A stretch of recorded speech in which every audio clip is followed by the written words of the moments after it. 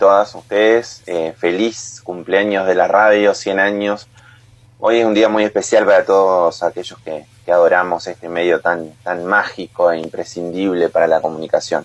Y felicitarlos por el trabajo encomiable que llevan adelante todos los días, haciendo de la comunicación popular una necesidad permanente y llevando adelante la voz de aquellos que generalmente no son escuchados en nuestra sociedad. Bueno, son 100 años y aquí estamos nosotros naciendo porque somos un bebé al lado de nuestros abuelos, esto que iniciaron la radio, ¿no? Para que continúe en nosotros y desde nosotros que continúen nuestros hijos, nuestros nietos y así hasta el infinito. Tal cual, es así. Personalmente, yo que me crié ahí muy cerca de Villaguay, en un pueblito que se llama Durazno, departamento Tala, en mi infancia la radio constituyó uno de los elementos fundamentales de mi formación política, de mi compañía básicamente, ahí sobre todo a través de las audiencias deportivas, escuchando a Víctor Hugo, la Oral Deportiva, y la verdad que tengo recuerdos formidables y siempre la radio fue una compañía muy, muy importante, así que obviamente que hoy, con el transcurso del tiempo, de las tecnologías, son diferentes las cosas que se pueden hacer, pero siempre en cada lugar de nuestra tierra hay una radio que anda dando vueltas y llevando un poco de alegría a los hogares. Así es, Juan Pablo. Bueno, ¿qué no tenés hoy para reflexionar? Preparé un montón de cosas. La verdad que no sé si tenemos tiempo como hasta las 12 de la noche, porque la verdad... Bueno, vamos a intentar. No, pero bueno, vamos a tratar de ser sintéticos. Primero quería comentarles, porque por ahí hacemos análisis un poco que están ligados con la macro, pero ha habido una muy buena noticia de estos últimos días, sobre todo en esta situación económica difícil, financiera, que está atravesando gran parte de la población, y tiene que ver con una moratoria AFIP que ya entra en vigencia en los próximos días, que se transformó en ley a mediados de agosto, y tiene varias características de las cuales les voy a mencionar algunos de los puntos más importantes, porque esto es información valiosa para los comerciantes, para aquellos que están peleando el mango, que han reducido un montón sus ventas por el efecto de la pandemia, y la verdad que desde el gobierno nacional, que se lleve adelante con fuerza de ley a través de las diferentes cámaras una moratoria de este tipo, no hace más que de alguna manera oxigenar los bolsillos de comerciantes que la vienen remando en esta difícil situación. Bueno, esta moratoria incluirá deudas previsionales, impositivas y aduaneras, vencidas hasta el 31 de julio, aquí nomás, cerquita, el último mes que pasó. Se establece el plazo hasta el 31 de octubre para inscribirse en la moratoria. El primer pago de la moratoria vencerá el 16 de noviembre. Las deudas previsionales se podrán pagar en un plazo de entre 48 y 60 cuotas. Las obligaciones tributarias se podrán abonar en 96 o 120 cuotas. Fíjense, hasta 10 años para todos aquellos monotributistas que vienen complicados. La tasa de interés del plan de pago en cuotas será irrisoria, del 2% mensual hasta enero de 2021, y luego se aplicará una tasa variable. Se eliminó el artículo 14 que habilitaba al Poder Ejecutivo a prorrogar la moratoria. Hay datos más interesantes todavía. Las empresas grandes en los próximos 24 meses no podrán distribuir dividendos, realizar operaciones con títulos para eludir la normativa cambiaria, ni acceder al mercado cambiario para realizar pagos a entidades vinculadas. Pero acá hay un dato en relación con la caducidad de la moratoria, porque muchos sectores por ahí hacen planes de pago y por una u otra cuestión no pueden pagar una cuota y se les cae habitualmente esa moratoria y tienen que volver a empezar todo de nuevo. En este caso, fíjense cómo se ha extendido este plazo, y para las grandes empresas será de 3 cuotas la caducidad, y para las mini pymes será de 6 cuotas, cuestión que es altamente positiva. Pero bueno, es una noticia positiva en este tiempo difícil que está atravesando la Argentina, poder acceder a este tipo de beneficios, donde el Estado espera recaudar más también, así que ojalá sea una medida que dé beneficios para la mayor parte de las argentinas y argentinos que la están remando en este difícil momento. Otra de las cuestiones que se vienen dando, noticia de esta última semana, es el saldo positivo en la balanza comercial. Generalmente nuestro gran inconveniente como país es la restricción externa, la falta de divisas. El dato de julio arrojó un saldo favorable de 1.476 millones de dólares, diferencia de exportaciones e importaciones, lo que da un positivo a julio de todo el año de 9.500 millones de dólares. La verdad que obviamente esto tiene que ver con una enorme restricción en las importaciones debido a la vigencia de la pandemia, pero esto sumado al respiro que nos da, a la oxigenación que se nos permite a través de la renegociación reciente de deuda con los bonistas, no hace más que generar buenas noticias para poder inyectar esos recursos en el aparato productivo que nos permita poner a la economía de pie, economía que viene tan golpeada desde hace tiempo. Y en ese sentido también es importante decir que en estos días, esta semana, más precisamente ayer, ya se iniciaron las gestiones para alcanzar un acuerdo con el Fondo Monetario Internacional.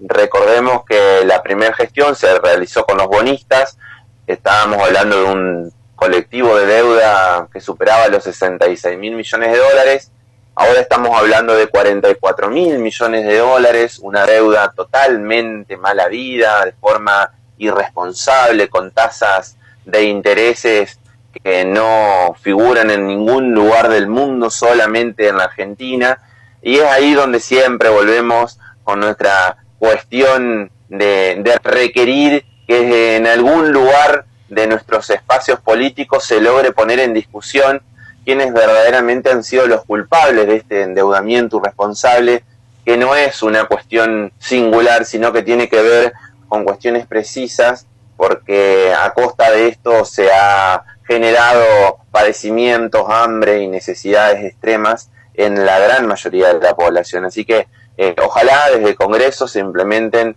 se arbitren las normas y las leyes necesarias para que los responsables que tienen nombres y apellidos de todo esto pasen por el banquillo, den sus explicaciones y en todo caso devuelvan aquellos recursos que nunca llegaron para satisfacer ninguna necesidad masiva del pueblo, sino que fueron justamente para las arcas de aquellos poderes concentrados que siempre se las llevan.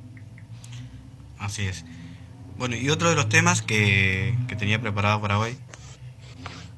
Otro de los temas preparados para hoy. Primero quería, ojalá puedan, cuando termine el programa, me encantaría, si ya no lo pasaron, porque no escuché el programa entero, hoy es el homenaje, hoy es un día especial también porque se cumple un aniversario de la muerte del polaco Goyeneche. Para mí el mayor artista representativo del tango. Sería bueno despedir el día jueves con un tanguito con un tanguito del polaco, para que ya lo vayan buscando. Ahí está. Pero más allá de eso, en estos días también salió un informe de la revista Forbes que tiene que ver con la concentración de la riqueza, ¿no? Un tema que muchas veces hemos hablado, y fíjense que hacia el año 2000 había solamente 500 personas que tenían más de 1.000 millones en el mundo. Y en estos días se conoció que ese número se multiplicó por 4. Hay más de 2.000 personas que tienen una riqueza superior a 1.000 millones de dólares en el mundo. Esto muestra una fuerte concentración de la riqueza porque gran parte de la población pasa mayor necesidad y son muy pocos los que lo pasan muy bien. Por ejemplo, este es un dato importante, hay 46 millones en el mundo de ciudadanos que superan una riqueza de $1 millón. ¿Sí? Estamos hablando en una... Y esto no va por sorteo, digo.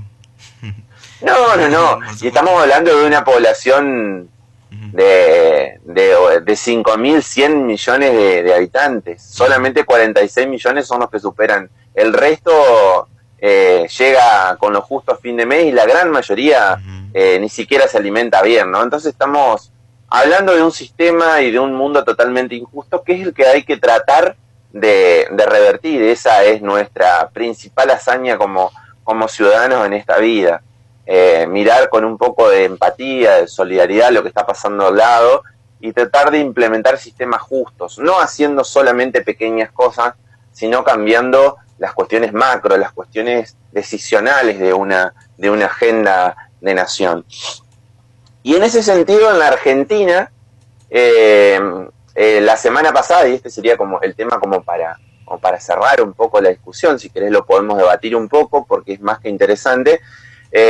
Alberto Fernández, y seguramente ustedes ya lo han comentado en las diferentes ediciones de sus programas, de su programación, presentó un decreto de necesidad de urgencia para congelar las tarifas que tienen que ver con la comunicación, ¿no? Y sobre todo también declararlos de servicios de necesidad imperiosa para los habitantes del país, más en esta situación de pandemia donde todos y todas estamos recurriendo a la utilización de estos medios de comunicación para poder sobrevivir, para poder desarrollar nuestras tareas habituales de trabajo. Y fíjense que desde el establishment económico, financiero de la comunicación, siempre se utiliza el parangón de Uruguay como la panacea de las grandes cosas, pero no citan de que Uruguay justamente tiene a Antel, que es la principal proveedora de comunicación, que es del Estado.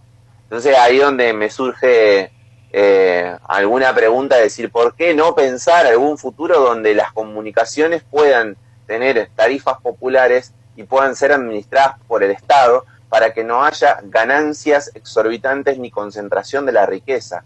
El holding de Cablevisión tuvo una facturación durante 2019 superior a los 240.000 millones de pesos y tiene un crecimiento en su facturación en relación con esa de 2019, que ya era extrema, superior al 200%.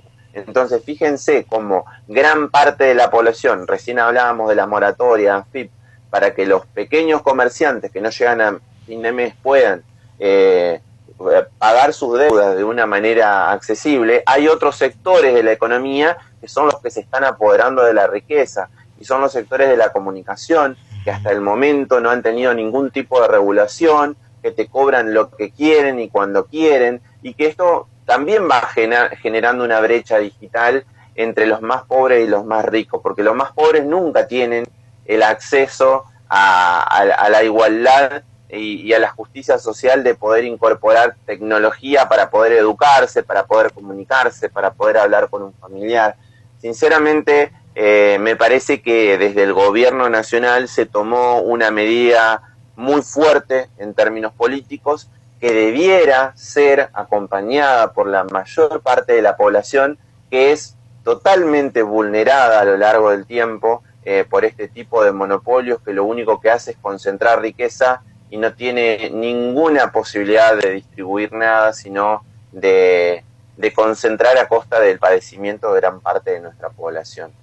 Seguramente con el transcurrir de los días se va a ir generando un debate mucho más profundo, pero si ustedes verán, a lo largo de esta semana se ha producido un intenso debate, pero sobre todo un intenso nivel de agresión, porque cuando se le toca el bolsillo a los privilegiados de la historia, siempre la situación es reaccionaria. Acá lo que tenemos que contribuir, me parece, desde los medios de comunicación populares, es a trabajar sobre el sentido común de nuestras clases populares para que defiendan su interés y no un interés ajeno que no tiene nada que ver con su propia felicidad y con el bienestar de las personas a las que más quieren.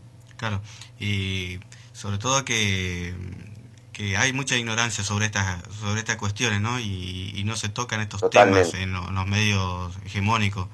Es por ello que tenemos que desde las radios populares, comunitarias, alternativas, tenemos que ponernos a laburar profundamente, ¿no? Justamente de las radios populares, fíjense que algunos sostienen que la ley de medios ideada en 2009, que se aprobó y demás a través del Congreso, pero después la hegemonía del Poder Judicial no logró de que se implemente, y uno de los primeros decretos que Macri implementa cuando accede al poder es la anulación de esta ley. Si bien no tuvo esa vigencia, tenemos muchas cosas positivas. Por ejemplo, que ustedes, como gran parte de los comunicadores populares en el país, puedan llegar a acceder a un medio de comunicación y que reflejen la voz de aquellos que nunca son escuchados. Eso por un lado. Y por el otro también puso en discusión quiénes son los dueños de los medios de comunicación, hasta entonces por la mayoría de la población totalmente desconocidos. Puso también en evidencia que no existe desde mi perspectiva el periodismo independiente. Todos los periodistas tienen una mirada, una perspectiva ideológica desde la cual analizan la realidad y tienen un interés al que defienden, o defienden en su mayoría a los sectores populares, o defienden a quienes le pagan el sueldo, que generalmente son quienes concentran la riqueza, como bien lo hemos expuesto en estos minutos. Entonces, me parece que hay que ir hacia más democratización de los medios para poder hacer esa batalla cultural de discutir qué sentido común queremos, si un sentido común popular que beneficie a la mayor parte de los argentinos, o un sentido común oligárquico que solamente privilegie el bolsillo de quienes concentran la riqueza en detrimento de la mayor parte de la sociedad. Así es. Bueno, otro de los temas que tenía preparado. No, a grandes rasgos un poco es eso. Me parece que ya hemos transcurrido el tiempo pertinente para que ustedes puedan ir cerrando en la mañana, pero me parece que son temas suficientes. También una de las noticias de la semana, aparte de la negociación con el fondo, el Estado Nacional está haciendo lo que se llama rollover, que es la utilización de nuevos mecanismos de endeudamiento, de posponer pagos hacia más adelante. Estamos hablando de oxigenar esos vencimientos que tenemos en el corto plazo, producto de endeudamientos totalmente irracionales, estirarlos en un plazo posterior para que la Argentina pueda salir de esta situación difícil de manejar. Así que y ha tenido muy buena, todas las licitaciones de deuda que ha hecho el gobierno nacional a través de su cartera de Hacienda han tenido muy buena repercusión en el mercado, siempre superior a la que se está solicitando, así que eso muestra que hay cierta credibilidad, que se está accediendo a la gestión que está llevando adelante Alberto, Cristina y Martín Guzmán, en este caso en la cartera de Hacienda. Tenemos todo para crecer en la Argentina, sobre todo para aquellos que a veces caen un poco en el pesimismo y no son optimistas con lo que viene. La Argentina es el 10º productor de alimentos en el mundo está requiriendo alimentos, así que nuestra gran perspectiva es la elaboración en el corto plazo de un proyecto agroindustrial que pueda satisfacer al mundo de alimentos, y en el mediano y largo plazo ir construyendo este procedimiento de agregar valor a la industria para poder evitar siempre ese problema de restricción externa y de falta de dólares que nos pasa cuando la economía se pone en marcha y empieza a demandar cada vez más importaciones. A los pesimistas decirles que la única lucha que se pierde es la que se abandona, así que tenemos que ser optimistas, como decía el gran Antonio Gramsci, para poder desde la alegría cambiar un poco la realidad, siempre con los pies en la tierra y siempre esperanzados de que tenemos muchos recursos. Lo que ocurre en nuestro país, como en gran parte de la población mundial, es que están mal distribuidos, es decir, que nada es insuficiente, sino que son suficientes. Tenemos que batallar para que la distribución sea justa y para que la mayor parte de la población viva con mayor dignidad, que ese siempre es nuestro sueño y nuestro anhelo permanente. Claro. Bueno, sigamos con este optimismo y profundizando también la cuestión económica de nuestro país. todas las veces que nos traes estas reflexiones, nos deja ahí resonando para que las sigamos abordando desde otro lado. Muchas gracias, Juan Pablo, por, por, este, por esta comunicación y por estar participando de nuestra radio con esta columna. Gracias a ustedes por el compromiso diario. Los abrazo fuerte desde la costa del Paraná. Ya nos vamos a encontrar para disfrutar algún asadito seguramente bajo el sol o algún guiso calentito, todavía está haciendo un poco de frío. Y feliz cumpleaños para la radio en general. Ahí lo vamos, un abrazo. Ahí lo estamos agendando.